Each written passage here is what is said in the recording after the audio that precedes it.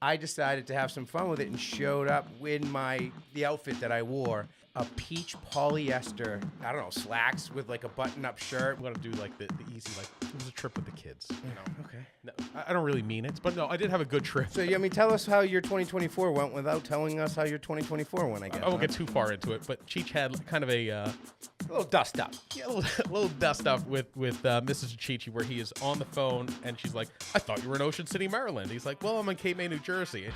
Welcome to another episode of the On the Water podcast. Beautiful. Let's go! Welcome to another episode of the On the Water podcast. I'm Jimmy Fee. Cheech. And this is going to be kind of our New Year's podcast. Yeah, and I feel like I know this is our second podcast of 2025 that we're putting out, but we're still within the Happy New Year window. And I'm still prefacing emails with Happy New Year to people, so I feel like we're still in that window. And this is more on the ball for us usually than Going down a Curb Your Enthusiasm road here. When is that? When does that window close? It closes right after this podcast. So this is the last time I will say Happy New Year to everybody. And Cheech and I are going to talk about our New Year's fishing, the early fishing we've done in 2025. Some of our favorite fishing in 2024, and just what we're looking forward to for the rest of this season. To kick things off, let's just take a quick look back at 2024, and just to recap, talk about our favorite trips of last year, or favorite catches. So if you can kick it off. I've got an idea what yours is, but I'm not 100% sure. This episode of the On the Water podcast is sponsored by our friends at Old Town Canoe and Kayak. I love kayak fishing, and to be honest, there's no place in the world that I would rather be than fishing on my Old Town Big Water pedal kayak. The Old Town Sportsman lineup includes paddle, pedal, and power-driven kayaks in a range of sizes and setups, including Old Town's newest kayak, the ePDL Plus. This is the fishing kayak version of an e-bike. It looks like the regular PDL drive, but it has a lithium battery assist that lets you pedal faster and with less effort. You could choose the level of assistance, or you can even let the battery do all the work and go into cruise control.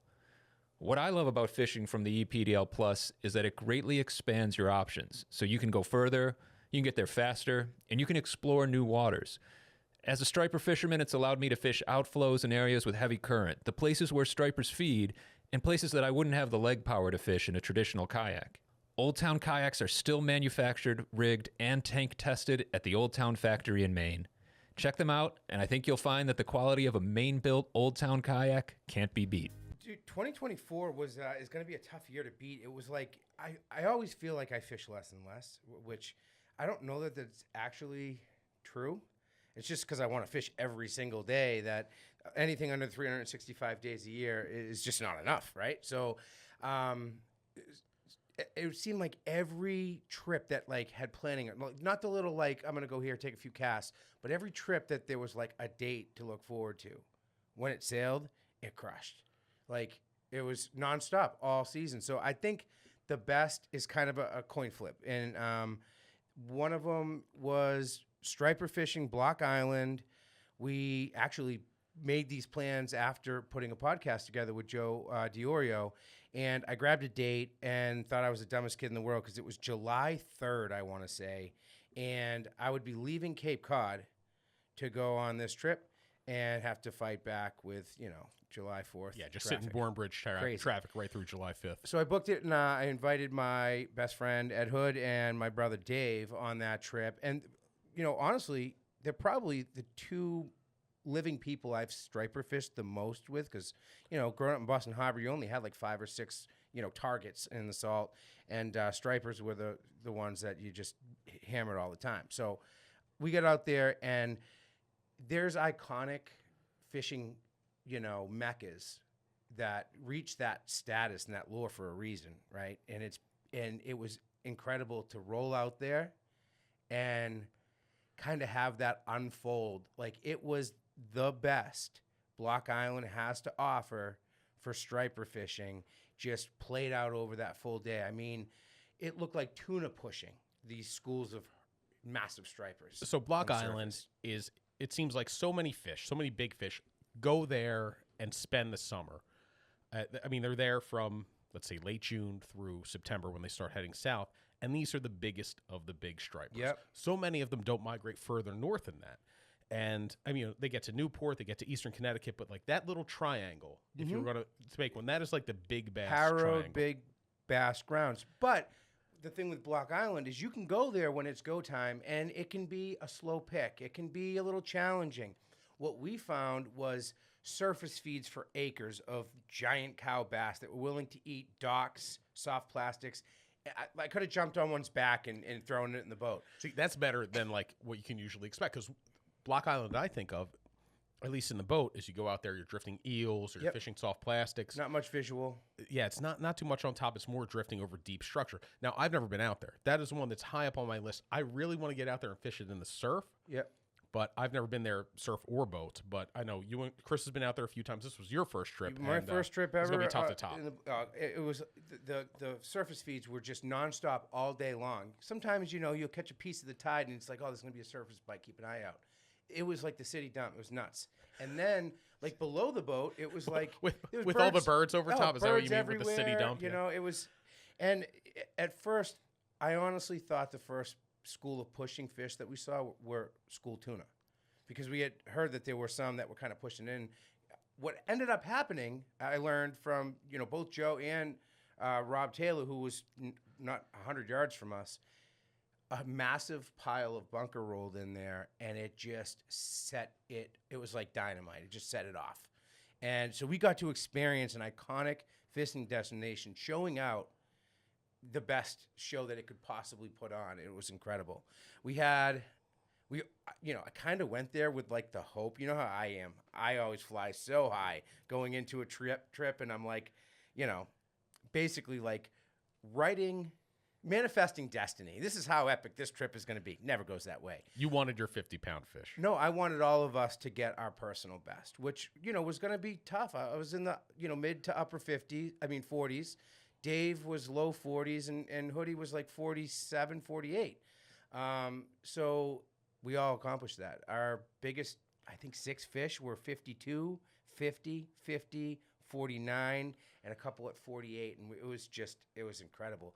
And it was on a cool bite with like the soft plastics on a jig head, the big gravity eels, kind of finessing them out. It was awesome. That looks really cool. I know we've got an episode of On the Waters Angling Adventures coming out where Chris Megan went out with Joe Dior. Yep. I think a couple days after you.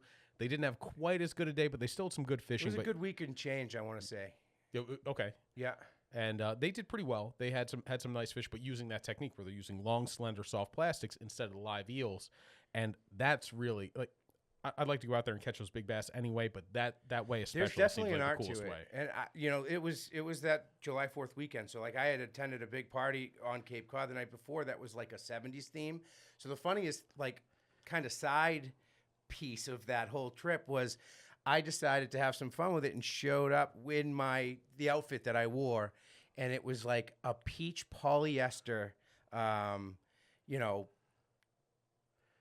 slacks with like a button-up shirt with like sequins on it and stuff, and like this Joe Dirt wig, and it was pretty funny because like we'd come close to some boats that were getting in on this and stuff, and it was Max Despoto. I recognized his boat. I saw him. Yeah, from Shimano. And I just started talking to him like he should know who I am, dressed like an absolute clown.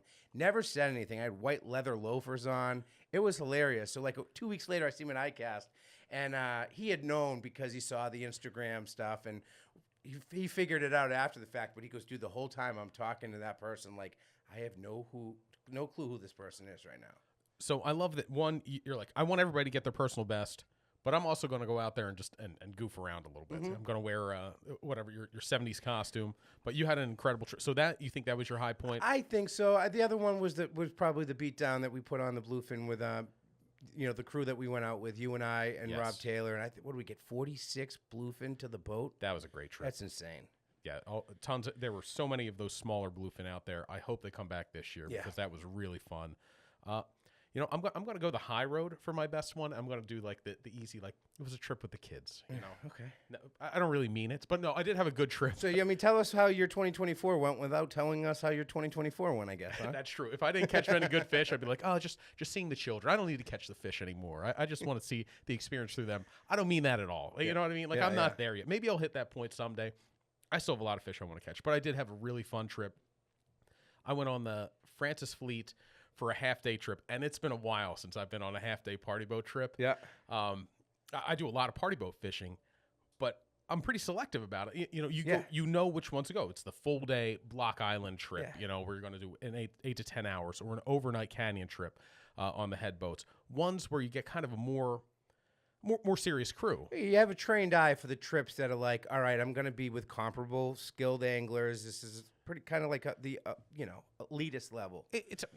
It's not elitist Well- so much as it's like these are the ones that give me the shot of catching a better fish. It's not the tourist, like if I'm visiting Rhode Island and I want to like work fishing into my vacation, ones you here's a have to- half-day trip. The ones you have to plan well in advance to even get on the boat because they're that popular, I should Yeah. say, because the fishing is good and the quality of fish is great. So it'd been a while since I did a half-day trip, and it was great. I mean, that's where I started on head boats. My dad would take me out on the half-day trips, and it was, always a scene. And Yeah. so this was the first time I had Mara out on a half-day trip. I didn't bring Jimmy because I was would've been worried a he'd be climbing the disaster. rails and cannonballing in, and he'd just go nuts. He's 5. Mara was 8 at the time. She's 9 now. And my mom went, too. So I had my mom and my daughter out there. Eileen. And the one they had a great time. Mara especially, like she was so pumped up. She goes back to the dock, and I think there was a birthday party where some of her friends. I heard her going like, "I caught 15 fish," and I'm like running it back through my head. She's counting the sea robin. She's counting, I caught 15 fish on this trip. I caught a flounder. She got a couple keeper sea bass. The one thing I should have done differently is, and this is a mistake you would make too. I rig them up. I've got, here's a popcorn rig. Here's the most advanced. I'm like, keep it moving, keep it bouncing. You got to keep it. So instead of just, I should just set her up with 3-way rig dragging a squid and minnow. But like, I try to give like the advanced rig. But anyhow, we did fine. That was a really fun trip. That's That was funny. a definite highlight of the summer. Sometimes that does work, like, and then sometimes it is just like, whoa, what was I thinking? That was dumb. So Nick Cicero from Tsunami, legendary fisherman, great guy. He was a mate on Headboat way back when, and he said what he used to do, he would like find the most attractive woman on the boat. He like set her up. He goes, here's a 12-ounce sinker, big bait. He said, just drag this. And he would like try to help her catch the pool. Yeah. He's got a ton. Nick, if you ever listen to this, please come on the pod. He's got a million stories. So there's an indefinite invite to Nick. But anyhow, Headboat trip with Mara and my mom, definitely like the feel-good highlight of, That's pretty cool. of 2024. What was missing for me this year? Big striped bass. Oh yeah, that definitely. Thank you. But success of like the bullshit trips, Yeah. where you just go kind of spur of the moment. I've got 2 hours on Saturday. None of those. Every year feels like you have one of those that just happens to be an exceptional day. You Yeah. had a couple hours to go and you went and you caught a 6-pound bass or 7-pound bass. Those didn't work out for me this year. I didn't have any like trips that surprised me being good. The ones you said. The ones you planned in advance, the trip with Rob Taylor, your Joe DiOrio trip, the White Marlin trip with Chris, the planned trips went really well. Yeah. But the spur of the moment ones, my impromptu trips, those didn't pay off this year. So hoping for that to shift in 2025. I hear you. Those are always nice surprises. I ended up cracking a code at one of the local places that is just like put out in a big way for those little spur of the moment trips. I just keep going back to the well though, so I'm probably catching the same 5 fish over and over again. I ain't complaining though. But you and me, we both have like young families, and those trips are very important. They make up a big chunk of the Yeah. season when I've got 2 hours here, I've got an hour there. So just to sneak out to the pond or sneak down to the jetty to cast for albies. That's fun stuff though, and like speaking of that place, I took my kids there after showing them pictures of big smallies and big largemouth, and the funniest thing is Adele's wading ahead of me, and she's fishing, she's throwing a jerkbait I think or a jig, and we start to double back, we got skunked, and she goes, "Dad, this place is a scam." I thought that was funny. I'm like, hey, you can't catch all the time. So moving on to 2025, I always do. You always do. We always try to fish on New Year's Day. Yeah. You always have some time to fish on New Year's Day. This year, especially for me, my youngest son was under the weather, so he couldn't go to the New Year's Eve party. I stayed home. We were in bed by 9:30, so I was up at like 6. I'm like, oh man, I'm gonna go out at sunrise. I did. Caught my first fish of the year, which was a beautiful brown trout, and 9 years out of 10 years, it's a freshwater fish. Yeah. You hit one of the ponds around here, just because again, you've got all My the last stuff fish going of on. the year was a couple trout as well. Yeah. And but we had our best ever New Year's Day trip, and this was one where we left. I remember it was a saltwater trip with Captain Willie Hatch out of Falmouth Harbor, and we left at like 3 a.m. Yeah. Like we roll right from the New Year's party onto the boat, and that was a cod trip down fishing around Cox's Ledge. Yeah. And it was your buddies put it together. There happened to be an open spot for me, and you called me in on it. But that was probably the best cod fishing I've had. Yeah, I mean, he's the ultimate easy button. I mean, the guy always crushes. He's always on top of it. Doesn't matter if it's inshore or offshore, but like that was a phenomenal trip. I remember catching some really big cod, and it was at a time when like, you know, the Island Current fleet was fishing. All those head boats were out there, and it was kind of like some days were good, some days sucked. But we got right on them and pounded away, and that was a blast. It was a fun crew, too, which makes all the difference in the world. And then I remember one of your New Year's catches. You had come to the pond that I was in the middle of building the house and was staying at my cousin's cottage, and there was a pond like literally like 30 steps from my doorstep that we used to hammer. And I ended up getting skunked, and you ended up catching like a nice fat 6-pound bass on the floating fly. And I don't know what it is about New Year's trips, New Year's fish. You always remember those trips. Like, so I have a question for you, Jim. How do you feel about New Year's? Do you want to go out and set the bar really high? Or do you think it's like, you know, I got skunked, let's get that out of the way? And like, how do you feel about that? I have a narrow target I need to hit. I can't catch a fish on my first cast of the year. That would be devastating. I might just snap all my rods in half if that ever happened. I'm a big believer in the first cast curse. Yeah. And I'm superstitious. I'm pretty superstitious when it comes to fishing. I don't want to catch a fish on my first cast, and I don't want to get skunked. So just give me something. So I usually go for the lowest hanging fruit on New Year's. Like it'll be a trout. They're always there. They're always active. Or pickerel. Like those are the two things that usually get my first fish out of the way on January 1st every year. That year, how I ended up with that 6-pounder, I went to Peters Pond, which is a trout pond here on the Cape. Deep Kettle Pond here. And blanked, right? I blanked. Yeah. And I'm like, oh, man, what am I going to do? So we went to your pond where, like, at that point, you'd been fishing it, so all your fish had names. Like, you knew you'd been hitting that place every day. You'd eat dinner, go make a few casts. Yeah. Like, you would hammered this little pond near your house. And I went there with the floating fly, which I was like, I still love it. It's not a new tactic, but it's one of those that kind of fell. It fell out of popularity now. You've brought it all the way back. You're known as the floating fly guy. I'm floating fee. But it was really popular. I remember reading about it in Fisherman in like 2001. And it's just a specialized float that goes to a tiny hair jig that sits under it. And for whatever reason, just suspending this little jig with it's always artificial hair or duck feathers they like for it because it's stuff that breathes and has a lot of action when it's not really moving. And it just sits there in front of the fish. It's a great cold water tactic, and you can catch some big fish on it. Now, I have fed a million of these things to pickerel because they just come over and snip off your 132-ounce jig. Yeah. But that one, it was a really cold January 1st, and the float didn't even go all the way down. It just started kind of walking away. Yeah. And I'm like, ooh, I bet that's something. It set the hook. And I use a really long noodle. It's all aimed at just having a lot of fun in the winter when you want to catch something. So I've got, basically, it's a long panfish noodle rod, so it bends right down to the cork. And I remember seeing the tail and being, oh my God, like there's no way I'm going to land this thing. But ended up being a 6-pound bass on January 1st. That set off the year on a really great. That was a high note, and I got skunked. No, you caught a perch. I did catch a perch. Because I have the picture. You're right. I did catch a perch. So I don't know.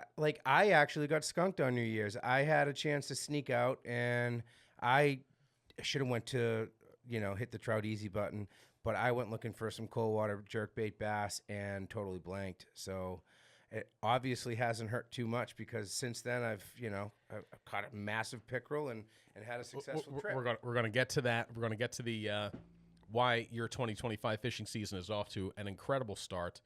And that happened on what was our first saltwater trip of the year. So if we had been on the ball and had our New Year's one before 2025, before New Year's, we wouldn't have been able to talk about this trip. We just got back from it this week. And this one, the planning began for back in, I want to say July or August. Text message came from our friend Mike Kim of Jigging World saying, hey, if you guys are open, I've got 2 days with Captain Tom Daffin fishing tog out of Cape May on January 5th and 6th. and like it's a no brainer. You know, like yes, I'm in. Like I don't even need to check. Like I I will did the sort it same out thing. later. And Tom is he's got some of the hardest to get dates in the Northeast, and part of the reason, like with the charter captain, and there's just maybe that's because what I'm most tuned into. The toughest dates to get seem to be bottom fishing, and it's because maybe it's because it's more popular with especially guys in New York and New Jersey. But if you looked at some of the toughest dates to get with a charter captain, I would say it's Fluke on Nantucket Shoals with either Jeff Viamari or Jimmy the Greek or some of the other captains up here. Rhode Island Tog with Rob Taylor, BJ Sylvia, or Connor McLeod. And then Tog down in Jersey with Tom Daffin. Tom has actually had 2 separate state records caught on his boat. Incredible. In New Jersey. So the most recent one is 25.8, and that was caught in 2020. Jesus. I think it was 2020. December 2020 it was caught. My good friend Jerry Sullivan, Jerry, who always just misses by that much, was actually out on a different boat that day, and they kind of scratched a little bit. And he was back at the marina when they brought that fish in. He got a look at it. And then the one before that, I think, was maybe 24. I don't remember the exact size of the one, like Tom Daffin broke his own record, but another massive tog. Yeah. He catches so many, he's caught enough 20-pounders that he's got a regular customer that they call 20-pound Bob. And like he was telling, we went to lunch with Tom before the day before we went fishing. And he was telling the stories about 20-pound Bob, he is so good. You know, one, you need a captain who knows the spots, going to put you on there. And 2, then tog fishing. And tog fishing is something, every time I do it, I love it more and get more hooked on it because, man, it is not easy. You've got to pay attention. You've got to be good, especially down there. You know, you could trick yourself into thinking you're a pretty good tog guy up here in Rhode Island. It's hard. It's hard because it's hard everywhere, but it's hard different in every different spot. Like the way you fish in Newport, the way that you need to get dialed in to be successful there is different than like Buzzards Bay or Vineyard Sound, as it's different than, you know, Long Island Sound. And down there it's different. It's different everywhere, but it's always challenging no matter what. Buzzards Bay Yacht Sales knows that a great boat dealer is as important as a great boat. Why? Because new or used, you're buying a boat with 100 different systems and components that need tuning, training, troubleshooting, and sometimes repair. While most boat dealers are your best friend only until the sale is closed, Buzzards Bay Yacht Sales has developed a bulletproof reputation for building long-term relationships with their customers. Before, during, and most importantly, after the sale. Go ahead, ask around. We challenge you to find anyone who has anything but great things to say about Tom O'Toole and his team. With 6 locations from Freeport, Maine to Jupiter, Florida, including Marblehead, Massachusetts, and 3 offices on Cape Cod, Buzzards Bay Yacht Sales is committed to providing the best possible product, customer service, and support for both recreational boaters and passionate sport fishermen. It's true, who you buy from is as important as what you buy. Visit buzzardsbayyacht.com today. So for a captain like Tom, like all he can do, he can just lead the horse to water. Yeah. But then where like a 20-pound Bob is going to go and catch his, you've got your 6-pound Jim is going to swing and miss on the big bite. So we had originally 2 dates. And I didn't start hand-wringing about the weather, I'd say, until early December when I'm looking at the weather patterns, because January in the North Atlantic, like you're going to lose days. You know, no matter what, there are days that are going to be canceled for various storms. And man, by the time we were getting close, by about Christmas, it was looking like maybe we're not going to do both days. Dude, like I'm happy that I was distracted. This is my busiest time of the year. You get the holidays on top of it. So I hadn't even been able to pull my head up from the computer. I've been so swamped. I actually didn't even know what state we were going to. Oh, I remember that. Yeah, so I won't get too far into it, but Cheech had kind of a little dust up. Yeah, a little dust up with Mrs. Chichi, where he is on the phone, and she's like, "I thought you were in Ocean City, Maryland." He's like, "Well, I'm in Cape May, New Jersey," and she's like, "How could you not know where you're going?" But you know, it does happen. If you're like, "I'm fishing, I'm tog fishing," somewhere in that. Yeah, region. I'm trying to explain to my wife. I'm like, I knew I was going tog fishing. I knew that it was deep water tog fishing. I know the 2 rods I needed. I knew the gear I needed. I knew it was going to be cold. I knew how to dress. I wasn't driving. And you were in the safe hands of Jim Fee and his Forerunner, which you and Rob. So we picked up Captain Rob Taylor, who was also on this trip. Yeah. And that made it a little extra, like kind of extra special, because one, Rob Taylor guided Vinnie Sims Jr. to the Rhode Island state record tog. So we were going to be on a boat with 2 captains with 3 state records between them. Yeah. And I mean, that's a really cool situation when you think about it. You've got that doesn't happen like often. No. So I picked up Rob, and then Rob made fun of my slow and cautious driving. He said, this is like the planet in Miller's Planet in Interstellar, where when they were on the planet, like time moved at this pace, but outside the world was going much faster. What, like, first off, Rob, that's your last drive in my 4Runner, okay? So we drive down. Man, I'm still mad about that. That was funny, but yeah, no, we shot down in Newport, met Rob, picked him up. You know, I guess there was some white legger issues down further south that Daffin was dealing with, so we went and rounded up a bunch of white leggers out of Rob's slip, and loaded it up in the back of your 4Runner, and then just so we had a 100 gallon cooler, 100 quart cooler with 50 pounds of white leggers down there because Tom hasn't. It's been a struggle for him to get them in Cape May. Rob's got a bunch up in Newport that he's done fishing for the year. The Real Easy's out, so we brought them down there to Tom, fish with him, and then left whatever was left with him. And I will say this: you and I have driven a lot of places together. You used to be an okay co-pilot. You are a horrible co-pilot right now, and it's FanDuel's fault. It's only on football. It's not Sunday. only on football Sundays, because the whole time you think she's just talking to you, he's just muttering to himself. He's saying stuff because he's placing live bets on FanDuel. And no, it's not just football ones, because if it's not a football day, you're betting on cricket in Mumbai. Okay, it doesn't, whatever sport's available to you, you're betting on it, and you're atrocious. So here I'm calling out, you're an atrocious co-pilot now. I'm going to throw your phone out the window next time we have to drive a long distance together, because I might as well be myself. I can't even play a podcast because you're muttering over it so loud. Yeah, it's almost over, Jim. I mean, February 9th, I think the Super Bowl is. Let's plan a trip on the 10th. So we get down there. The wind is terrible on Sunday, on January 5th, so we had to cancel that trip. We made the most of the day. We went to Atlantic City, had a fun time there. But then it looked like we were going to have just enough of a window to get out on Monday. But, you didn't like the feel of that, Jim, did you? No. About a sneak out? The way it all unfolded, right? And we've been there with, planning party boat trips where it's just like, oh, man, we're the first one after, like, a, 3-trip cancellation blow that we're going to be the guinea pigs now. So...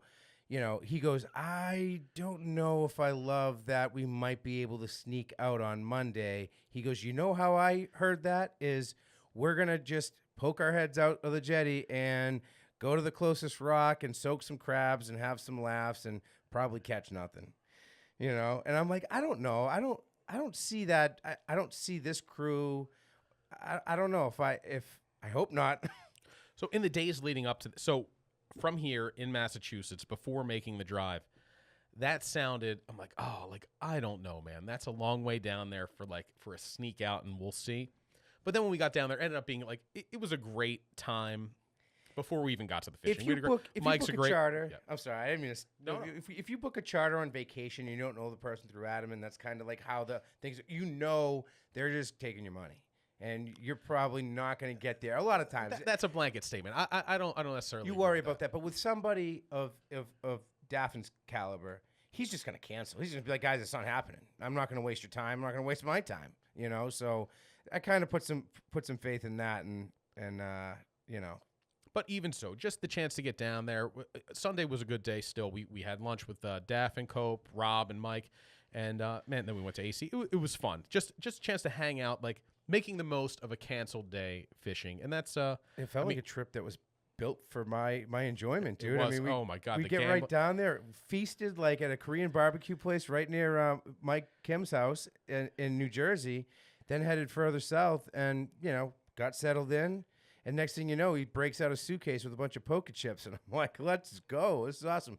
Meanwhile, we didn't stop playing poker. We had a cash game going until 6 a.m. on that first night, which was pretty legendary. It was awesome. Oh yeah. It was a tailor-built trip for Cheech, with all the gambling, the eating, and then the tog fishing at the end of it.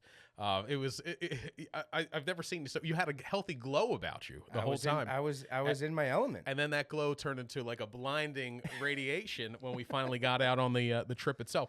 So the weather on Monday, big band of snow coming through southern New Jersey into the mid-Atlantic, and that was supposed to dump, 8 or 9 inches. That's the other thing we were looking at ahead of time. Like, are we going to drive home through this, horrible snowstorm? But it looked like it was going to be tapering off in the late afternoon, so we would have a window to get out.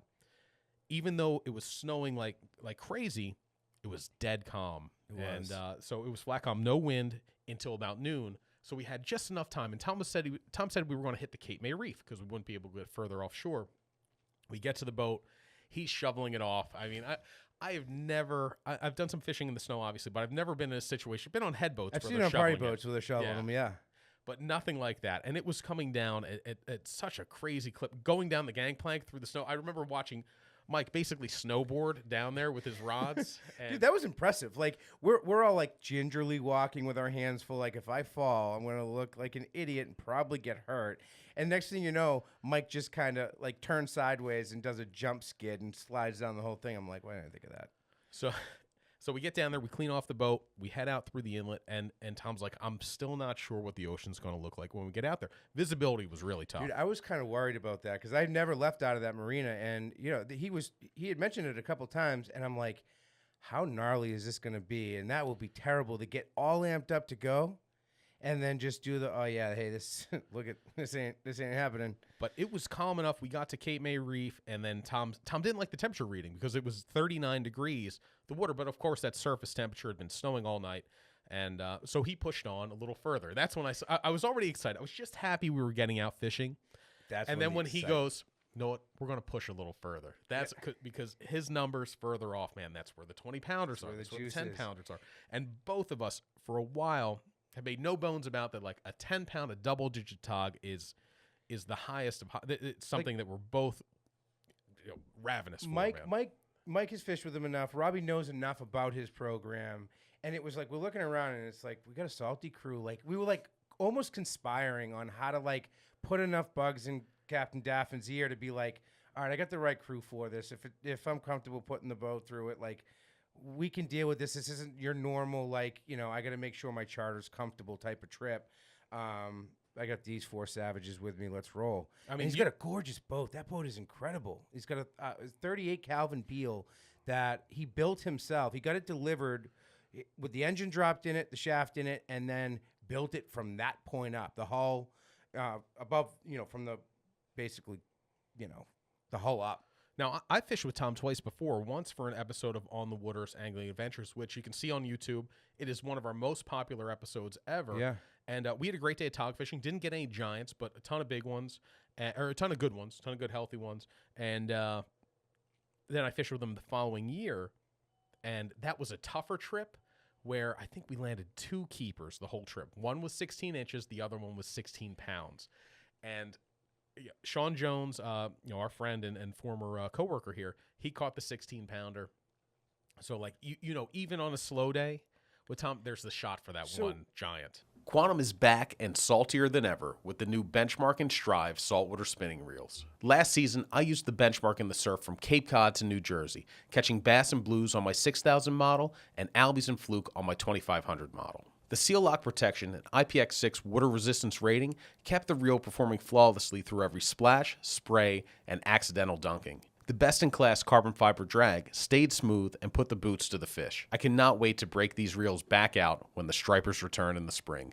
Also available is the new Quantum Myth High Modulus Carbon Fiber Rods. Built with Sea Guide corrosion-resistant guides for friction-free line flow and premium cork handles, these inshore rods pair perfectly with the Benchmark and Strive reels. To learn more about Quantum's triumphant return to the saltwater scene, visit quantum.com. Quantum, tested beyond limits. Honestly, like, I didn't really know all that much about togging and Cape May, and that was kind of my, that was kind of what I thought Cape May togging was like. There isn't a ton of fish. You could wait all day for 5 or 6 bites, and like that's what I was kind of prepared for, So I was just like kind of going with the flow. The worst thing about the entire situation was like I had kind of let it out, like, maybe when we were driving down, just me, the 3 of us, I go, I just want to catch a 10-pounder. Finally, I want to finally catch a 10-pounder. And Robbie literally turned around in his seat, looked back at me. He goes, "You should just be worried about not embarrassing yourself." Dude, the Cape May, I mean, it's like tog fishing anywhere. It can be really good. The trip I did with Chris for the angling adventures episode, we had a ton of bites, but this was, man, 7 years ago now, 8 years ago. I have learned, every time I tog fish, I learn a little more. Every year I get a little bit better at tog fishing. And then, like, I was swinging for the fences. Every little scratch. That's the difference, I think, between a 20-pound bob and your 4-pound jim. Is that 20-pound bob's going to sit there. This is the way Tom described him. He said, over the course of a day, he will swing 3 times that he misses. Mm-hmm. You know, every other time he swings, he's connecting to a fish. And you think about your usual day of tog fishing. Yeah. I'll swing and miss 3 times in a single drop. So that's the difference. Being patient and waiting to set the hook on the right bite when you know the fish has the bait. And that's something that has taken me years to kind of figure out, because I'm not tog fishing. I get maybe 2 bites at the big tog apple a season on a good season. You know, it was whether my it's third day. Newport, It was my third tog trip of the year. I mean, back when I had the boat, I was togging a lot more. My third tog trip in a calendar year, I should say. But that's kind of how it always goes for me. I start super patient, and I usually like hook the first couple, and I'm like, yeah, it's like riding a bike. I'm good. And then it all goes to shit, and I start like swinging and missing, and then I'm getting in my head. It can go so many different ways. Togging is a special deal because of that. So if I was gonna say like one, market difference between Newport tog fishing or even Buzzards Bay tog fishing and Cape May, it's that the fish are more tentative. It seems like. So in Newport, I did a trip with Rob Taylor in Newport a week after he caught the state record, and like they were piling on it, like boom, boom. Like it'd be tough to miss them. In Cape May, you had to draw them out. Like you're sitting there, you're feeling the scratches, you're waiting for just the right bite, and if you move it or swing, you could send that fish back into the wreck, or you're swinging on the wrong fish, not giving the big one a chance to come out there and bully the Bergalls or the short tog out of the way. So that kind of patience that I didn't have 8 years ago, I've got now. So I feel like I'm. This is a real slow burn to Jim's eventual 10-pounder one of these days. We get out to the spot. We push beyond Cape May Reef because the water was too cold. Hit the deeper water spot, and then the next question is like, ocean's been rough. Like nobody's really been fishing. Tom hasn't been out in a couple days. It was okay when he got out before. How are these fish going to be active? What's going to happen? And then right away, like Mike Kim drops a jig down. He's getting bit. So like at least they're down there. At least they're active. He got a fish relatively quickly, and then before long, everybody's catch. I got a couple right after Mike, and I was like, all right, I'm feeling good about this. Yeah, everybody's catching fish. We're putting some keepers away in the box. Nothing too big. I think the biggest ones are probably in 17, 18-inch range, and then we're moving around. It was a great day. There was enough action to keep everybody involved and dialed in. And then, man, I'm going to let you take it from here. So we moved to another wreck. I think we kind of jockeyed on that piece to kind of like get to a different part of it. I don't think we left that wreck. He said he wanted to fish a different part of this piece. Just a quick note though, it's still snowing. It's still like torrential snow the entire time. It is complete blizzard conditions. You would cut a crab in half, put it on the rig, drop it down, lose it or catch a tog. And then it would be covered with an inch of snow on the deck. You would have to dig out the snow to find the other half of the crab that you just laid on the gunnel 2 minutes before. So it was white, fluffy snow. It was accumulating. We were shoveling the deck multiple times as we in between moving spots just to kind of keep comfortable footing. Fish or no fish is one of the coolest days I've had out on the ocean. It was a lonely ocean out there, and one of the really cool parts of the day was we're out there on one wreck and you look at the fish finder and there's that unmistakable big red boomerang bluefin tuna under there, and we're like, oh my god, could you imagine catching a tuna in this? Unbeknownst to us, off Ocean City, Maryland, a couple boats had gotten out. One of them was Joel Bailey. We just posted earlier this month, we posted a picture of him with a bluefin tuna at the dock, 6 inches of snow around it, falling on it. So guys did get out there where there's kind of a bigger concentration of tuna, trolled up some fish in that same snowstorm that we were tog fishing, which is very cool. So cool. I've never seen a picture like that of a tuna with that much fresh snow around it. But anyhow, going back to we jockeyed on that wreck. So we move, and at that first spot, I was kind of feeling good about myself. I had caught a couple fish quick. I wasn't swinging and missing a lot. I had the last 3 trips now. I fished with Rob Taylor, which I've learned a tremendous amount. I don't know if it's all good or if it's just the stuff that pisses him off, but like I was super conscious of that stuff. I didn't want to make a fool of myself, and it was working. Then we move, and it was almost like I don't know what happened. Like I didn't even get scratches. I wasn't getting touched. And I'm like trying to figure it out. And Rob gave me a whole like cherry, he called it. It was a whole crab. I had it snafu'd up perfectly, I thought anyways. I get it down there. I'm like, this thing is going to just get inhaled by my 10-pounder. I can feel it. And, I'm like not even getting touched. So now I start getting a little ADHD and wanting to move. And I'm, Rob's always like, just stay in one spot and work it. Just keep it still, chill. But so I'm like, didn't want to start running all around the boat and dropping, and wasn't even getting a scratch. It was weird. But the way things were set up that day too is there was a pretty good amount of current, and because of that, the boat was laying a certain way where, you think the boat's over the structure. There's no really better spot on the boat to be, but there was. Yeah. You had to be on the starboard side, up closer to the station there, so you could flip up and then get the bait underneath you. Yep. If you were fishing, there was like a dead spot on the other side of the boat. We were basically doing a kind of a little conga line, the little Hatteras conga line, where like somebody would flip a crab, like they would work their way down, let the other person go up, because it's not that there weren't fish there, but you weren't presenting the crab the right way there, so you had to. I started in that rotation, and by the time I got to the far corner, I hadn't gotten touched, and everybody else was getting bites. So I kind of was like, I'll stick here, and then I want to just see if something happens, and I just chilled. And then Daffin was like, hey, pitch it up ahead of the boat. I did that. Again, not even a touch.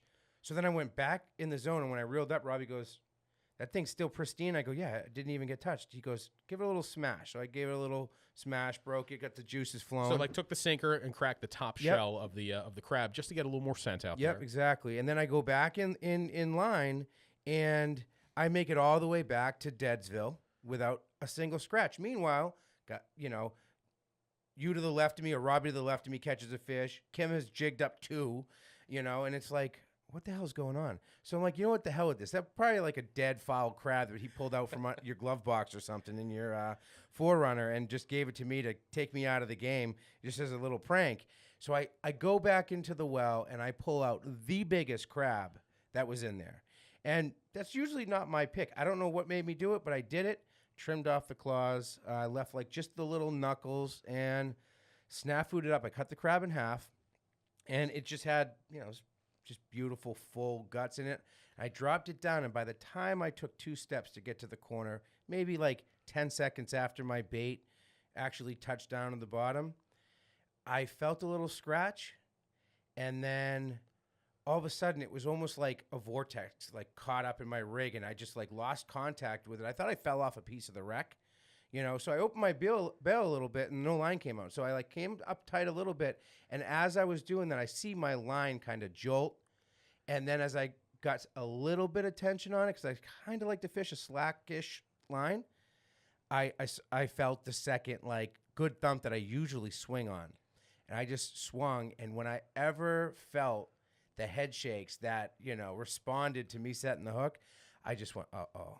So I was just, 5 feet away from you, but I happened to be looking in your direction when you set the hook on that. And we've been snagging the wreck occasionally, and that's what it looked like, because you set the hook, and your rod tip stayed right where it was when you lifted the rod.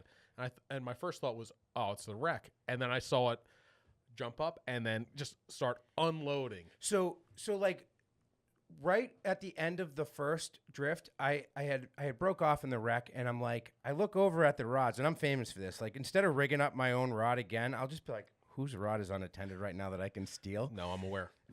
So I saw a night ranger, and I knew right away it was Mike's. I said, hey, Mike, you've been fishing a jig this whole time. He had 2 rig rods with him. I go, you mind if I fish this? He goes, yeah, man, have at it. So I put that back down, and I went to reach for my reel handle where my Shimano handle sits on the Night Ranger, and I missed it at first. So as I'm pulling up, I'm like, I better find this handle, because if I hook another giant and get wrecked, because it happened on Taylor's boat in the fall, I'm never going to live this down. And I panicked. I got it. It was like divine intervention. I started cranking the handle and feeling those head shakes, and I panicked. I was like, I can't screw this up. When you hook a tog, there's like a second, maybe just a half a second buffer zone where you've got to grab the line and keep his head pointed up at least a little bit to not let him get back to the wreck. That's why these guys, I mean, Daffin does not mess around with his tackle. He's using 80-pound test. You know, for a fish that, like, the state record fish he caught is almost a quarter the size of that, but he's using 80-pound test, locking down the drag, and just getting that fish, because he fishes some really sticky structure.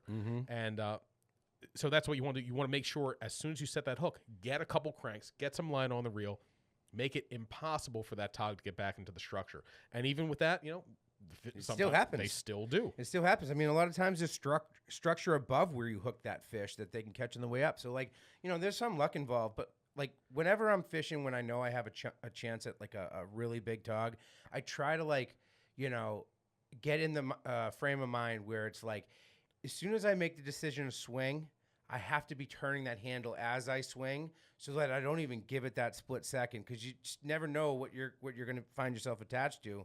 And if you wait, like some people that, you know, are doing it for the first time, they'll set the hook and be like, is that a fish?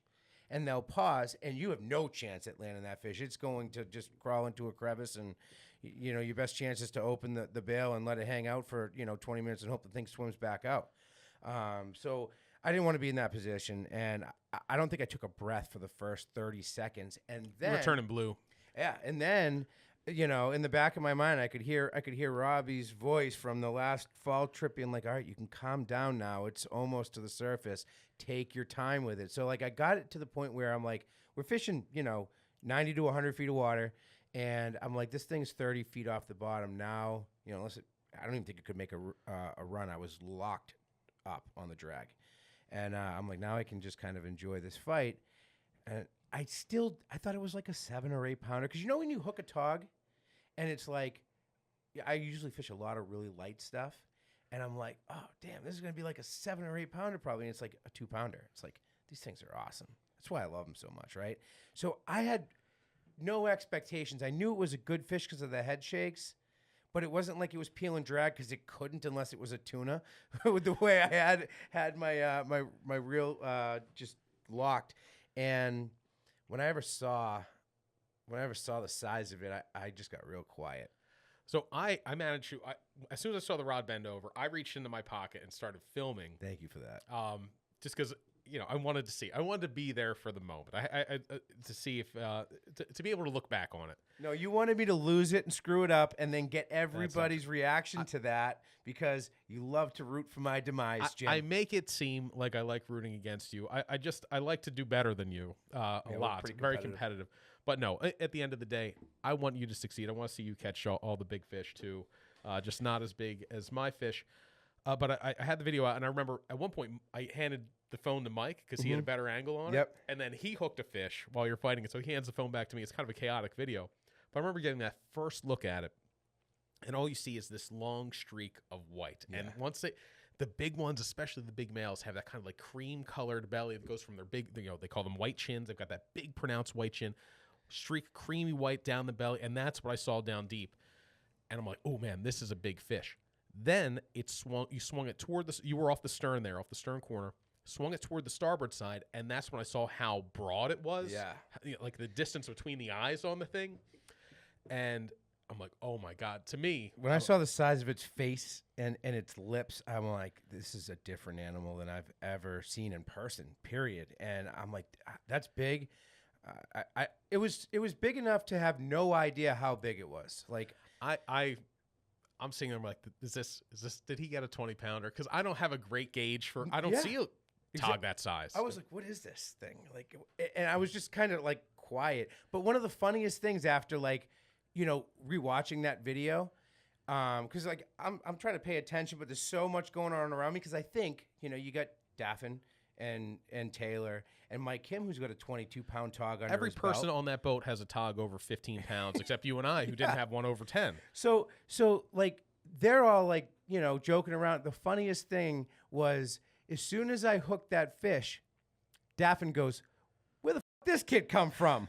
Because I had gone cold that entire, at that entire spot. And that was the first fish I hooked after everybody probably hooked 2 or 3. And it was just hilarious. Everyone started laughing. It took a little bit of the edge off. And I just, oh, dude, I was scared to death that I was going to screw it up because I knew it was something, but I didn't know what magnitude. Family owned and operated for over 65 years, AFCO represents unparalleled quality, performance, and reliability when it counts most. From inventing the roller guide to introducing the world's first pair of true fishing shorts, which are some of the most comfortable shorts you'll ever own, by the way. AFCO not only delivers products proven to perform on the water, but are true leaders of conservation as well. Their pledge to protect and conserve has 10% of your AFCO purchases going directly to supporting conservation initiatives.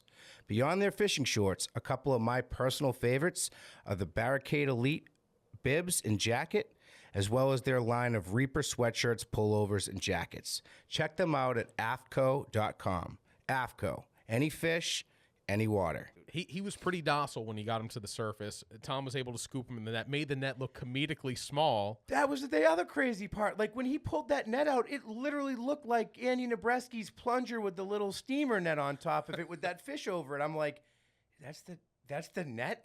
Like, is it going to fit in that net? It was hilarious. I mean, in general, tog aren't a fish you really need to stab at, though. Like, by the time they get to the surface, they're pretty gassed. I mean, they put a lot into the first, 30 seconds of the fight.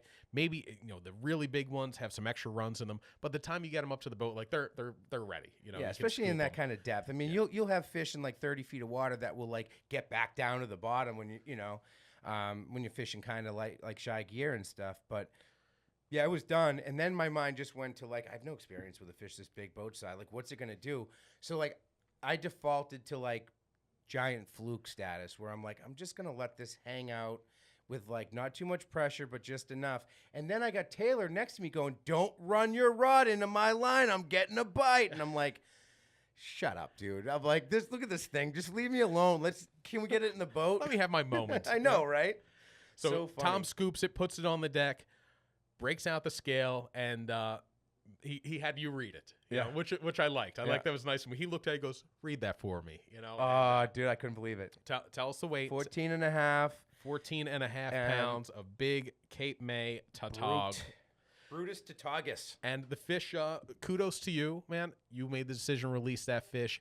It was in good shape. Like it even though it was coming from 90 feet, you kind of took your time bringing it to the surface, so it had a chance to adjust to the pressure. I'm taking the pictures, and you're like, "Hurry up, I'm putting them back." I'm like, and I watch you released them, drop them in the water, and that thing, he kicked off so strong on the way back down, man. It was really cool to see. Congratulations. Thank you. Yep. Is that not the best feeling when you can put something back like that's like a true trophy and have it respond the way you want to? There's nothing worse about, like, my biggest striped bass before the Oreo trip. Like, it took like 3 minutes to get it back, and there's that period of, like, am I doing the right thing right now? You're sitting there and you're like, man, is he gonna make it? And it kind of, it doesn't taint it, but it puts like a little bit of stink, little question, a little stain on it. Yeah, a little stink on it. But that fish kicked off so strong. We have the video. We will post that on the water on the Instagram page of your Todd going back to the wreck. But that was, man, that fish, dude, the blizzard. The magnitude of that fish, seeing a fish that I've never seen that big in person, and being the lucky one to have gotten that bite and not screw it up, it's with the blizzard going on and the fun crew that we had, everybody's partying basically from that point on. Everybody on board was happy. We had the turtle box blaring. Daffin was probably like, "Dude, shut this music off." Like, it was just all over the map because I didn't think enough to put like a mix together. It was just a smorgasbord of rap and classic rock and country. It was weird. It was great, man. It was great all around. We moved back in, hit the Cape May Reef on the way in, and I think we got a couple bites. There was a little jig bite happening there. Yep. Got some fish on the jigs there, but that is when you saw that forecasted wind coming up. Changed. And the reason Tom was tentative about it was the wind had shifted around, was forecast to be northeast. And even though it looked like enough time, he's like, "Dude, those northeast winds, they always come earlier." Yep. But he said, like, we were lucky. Like, that day it came right when it was supposed to come. And man, it was kicking. Like the snow at that point was sideways. The snow just got coating. sideways like within probably a half an hour, not even 20 minutes after I caught my fish. It just kind of turned up a little bit. And I remember Kim looking out of the, out of the cockpit. It's enclosed, and he's like, "You guys are nuts! Like you guys are just built different. I'm cold. He had to go take breaks, Dude, I don't care if I'd turned into a snowman on that boat. Like I was staying. Once I saw that fish, I'm like, "Where's my 14.6?" You know. But it didn't happen for me. I am still. You marooned me on 9 Pound Island. There, you and I were there together for a couple I'm years, sorry to and leave now you I'm behind. still here. But that is one of my, as always, biggest goals of 2025. Get one of those big togs. And one of the things I love about tog fishing is you pick up a little something every trip. And Yeah. big fish for tog, like big fish for just about every other fish. They can happen by accident. Tog fishing seems like you've got to earn your big fish when tog fishing. And I think that's why it's really kind of hooked people. There are people who that is their main thing are these ugly bottom dwelling wrasse that live in the wreck and eat crabs, have gnarly teeth, and they're pooping out full crab legs. Like they're kind of an underdog of the fishing scene. But man, something about fishing for them, getting good at fishing for them, just kind of hooks you. And It's addicting. I mean, I got to get back out. And right now it's early January. My tog prospects are pretty bleak until about April. But man, this April, I mean, we were talking on the ride home. Rob's got his Navionics up on his phone. We're looking at little bumps and humps and wrecks in the Buzzards Bay area, an area we can get to with the on the water boats, trying to plan our next tog trip this spring. It'd And be fun to do some prospecting, like deep water prospecting, and go fish places that people don't really tog fish. There's got to be some undiscovered tog spots, especially now you get to fish them with the spot lock. It costs a little less to explore tog fishing, but More efficient. one thing that Tom said, Tom does have spot lock, spot locking trolling motor on his boat. It's remarkable that a trolling motor can hold that boat in place. 38-foot Calvin Beal has a trolling motor, power mounted trolling motor. But It's still, crazy. he double anchored that day. We double anchored at all the spots like that. That old school wisdom and Yep. being able to do that is still essential to being that level of a tog captain. Like Yeah, Tom he took it off Daffin. the boat to have some service done to it and went back old school. So you still have to know, you still have to be able to do both. But he said, like, guys with the spot lock, he said they move a little too fast sometimes. Mhm. He said because you can, Yep. you don't let things play out maybe the way you should. So like 45 minutes would be the minimum you want to give a spot Yeah. before you move to the next one, as opposed to, and you and I are like that. We'd be in this. I feel like we'd be in the on the water Skeeter, which has the spot lock, and we're like, nope, it's not happening here in 5 minutes. We're on to the next one. It's not always our doing. Like we start like I remember when we first started talking together on my boat, we would we would call it building the bite and get the crumbs out. Yeah, Get but that's the crumbs out. because I was pulling the anchor. We were going to build the bite a lot. Yeah, that's actually true. I didn't have it on that. So I mean, there was some of that, but there's some truth to that. It takes some time to start them feeding and picking away at your crab, and then it just spreads around, and then bigger and more come out to see what's going on, and you got to draw them out. But anyhow, I want to say big thanks to Mike Kim inviting us down on Huge. that trip and Jigging World using those rods. Absolutely love those rods for tog fishing, for bottom fishing, for tuna fishing. We're big fans of them and big fans of Mike, dude. Thank you so much. Thanks to Captain Tom Daffin for taking us out in the snowstorm, Putting us and over the juice. Rob Taylor for the salty wisdom that he always provides us. You got anything else, man? Yeah, I mean, what else? What are you excited for 2025? Like big trips. Big trips, man. We're in planning mode, So like, what are you most looking forward to, hoping to have a shot at putting yourself in a situation to do? what? Honestly, dude, I still have those screenshot and saved, those little humps and bumps. I want some tog exploration to happen on the Skeeter this year. And even if we have to have some sort of plan B in the works for it, I want to be able to go out there and try to find some stuff on our own. Because, like we said, tog dates with Rob Taylor, tog dates with Tom Daffin or BJ or Connor, those are very tough dates to get. I'm hoping, I had a tog date with Rob Taylor last year because one of his regulars canceled. He said, hey, if you want to take this date, it's available. If I can get that for next year, I'm absolutely taking it. There's another chance to fish with Tom next winter. Definitely want to take that. But between those, like I said, it's a narrow target. I want to hit this. Now I want to hit a 15 pounder. My desired tog just ramped up by 5 pounds. So Do you mount that fish? Should I get a replica done there? I'm not a replica mount fan, and that's a really broad statement. I like the idea of a skin mount. Like, I wanted to get a skin mount of my first 50-pound striper, and I ultimately released it, so I didn't get it, and then I didn't get a replica mount of it. And the reason being, like, I wanted the skin mount to show all the little imperfections on it. One thing about the replica mounts is they look. No, I'm not talking about like a off the shelf. You know, hey, mine's this big, and send me the like a custom one, like my sea bass type of deal. If you could do something like that, I think so. Yeah. I think that would be pretty great. The biggest thing about a mount too is it's got to have a good story behind it. It can't just be like, I went out and caught my tog. That fish you caught has a great story behind it. So I think that is one that you can look at and remember. Digging your crabs out of the snow, like driving down, winning all the money on your FanDuels, Jim getting increasingly annoyed. That fish itself, that is not just like, I wandered out and I caught a big fish and then, hooray for me. There's a good story behind that. And that's the most important part, I think, behind a mount. That trip was so much fun that if we blanked on the trip or even didn't get out fishing, like, I wouldn't have cared. It was such a blast, like through and through from start to finish. And the thing that I've been toying with in my mind, I'm like, I got a guy that catch and release artistries out of Rhode Island. He did my sea bass mount, and it's awesome. But like,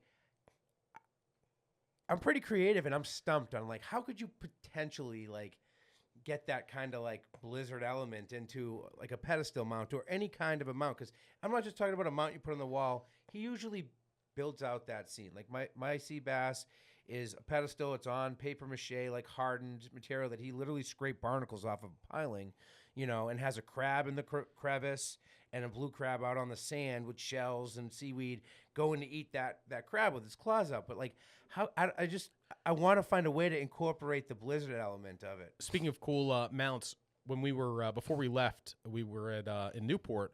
Saw Connor McLeod, Tall Tales Charters. He gave us some of his jigs, and he's got a piece of a wreck that one of the guys on his one of his clients pulled up a piece of the wreck they were fishing. Yep. And I think either he or Rob are going to use that as the backdrop for a mount of a tog, and that's really cool to have an actual piece of a shipwreck serving as the background of from where they mount. tog fished. That is next level, But yeah, I don't know. We'll have to brainstorm that. We'll have to do something on mounts, like share some people's fish taxidermy and trophy. We'll have to do something on the On the Water Instagram about that. But for now, thank you for listening to this podcast. One of our biggest New Year's resolution is to bring you one of these every other week throughout the entire year. We will see how far we get into 2025 before we break that.